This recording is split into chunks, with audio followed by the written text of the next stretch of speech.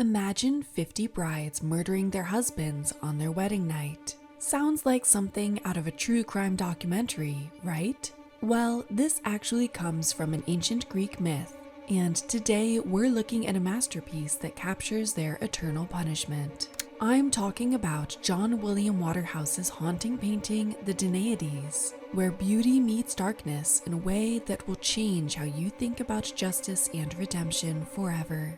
Let's dive into the story that inspired this painting because it's quite a tale. Imagine being one of 50 sisters, yes, 50, all forced to marry 50 brothers on the same day.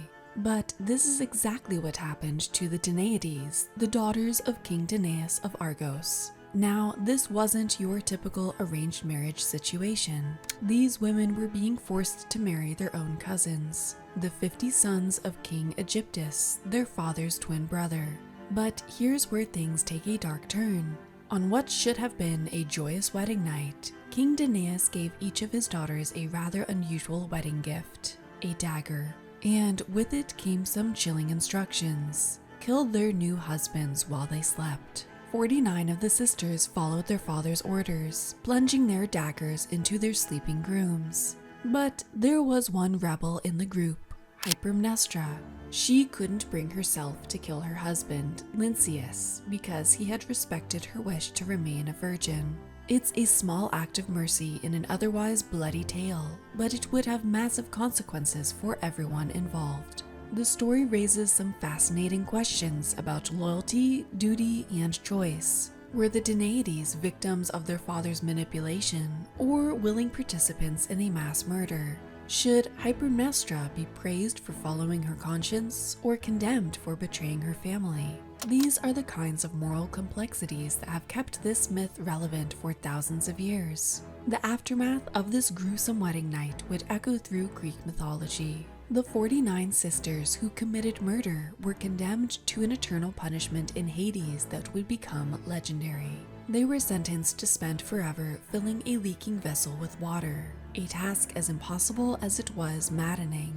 Every time they'd nearly fill it, the water would drain away, forcing them to start all over again. It's a punishment that perfectly captures the futility of their crime. Just as they could never bring back the lives they took, they could never complete the task. When we look at how Waterhouse chose to interpret this dark tale, things get really interesting. The painting we're focusing on today, completed in 1906, was actually his second attempt at capturing this story. And the changes he made between versions tell us a lot about how he wanted to present these infamous women. First, let's talk about what Waterhouse chose to show, and what he didn't. Instead of depicting the violent murder scene or the immediate aftermath, he focuses on the eternal punishment.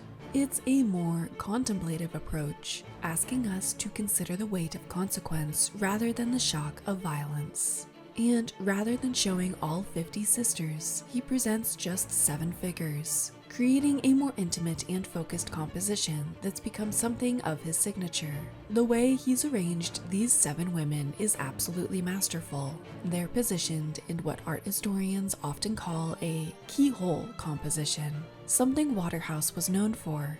All the figures surround and face toward a central focal point, in this case, the leaking pot. This arrangement creates a natural rhythm, with the women's bodies and their copper pitchers forming a kind of visual dance around the center. Let's talk about those expressions on the women's faces because they're fascinating. While they're clearly caught in an eternal punishment, there's a strange serenity to their features. They don't appear to be in agony or despair. Instead, there's a sense of resignation, perhaps even acceptance in their faces. It's as if Waterhouse wanted to capture the moment when eternal punishment becomes eternal routine. The setting itself adds another layer to the story. The women are placed in what appears to be a cave-like environment, with rugged cliffs in the background and just a glimpse of blue mountains under the skyline.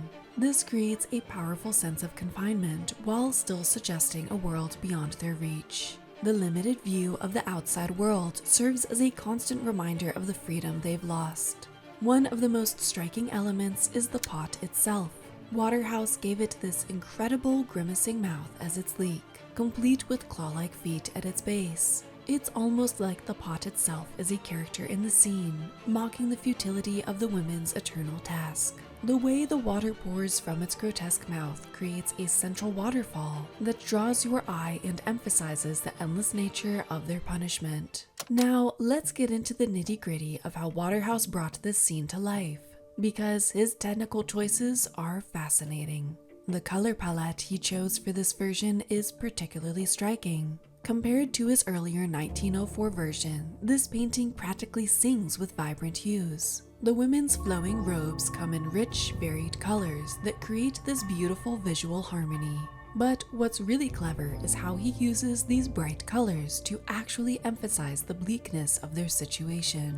The way Waterhouse handles light in this painting is masterful. Despite the cave-like setting, there's this ethereal quality to the painting that seems to come from everywhere and nowhere at once. This diffused light also helps create that dreamy, almost trance-like atmosphere that Waterhouse was famous for.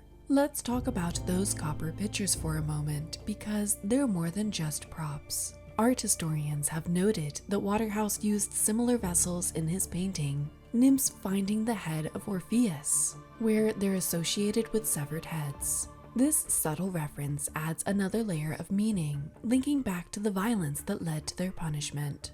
It's these kinds of thoughtful details that make the painting so rich in symbolism. When we dig deeper into the symbolism of the Danaides, we find layers of meaning that make this painting even more fascinating. Let's start with that leaking pot. It's not just a vessel, it's a powerful symbol of futility. Think about it. In Greek mythology, unfinished or impossible tasks often represent the ultimate punishment. The number 7 shows up a lot in Waterhouse's work, and it's no accident that he chose to show 7 of the 50 Danaides. 7 has deep symbolic significance in many cultures. It often represents completion or perfection. But here, the 7 women are engaged in an incomplete, imperfect task. Then there's the cave setting. Caves in mythology often represent the unconscious mind or hidden truths. By placing the Danaides in this cave-like space, Waterhouse might be suggesting that their punishment is not just physical but psychological.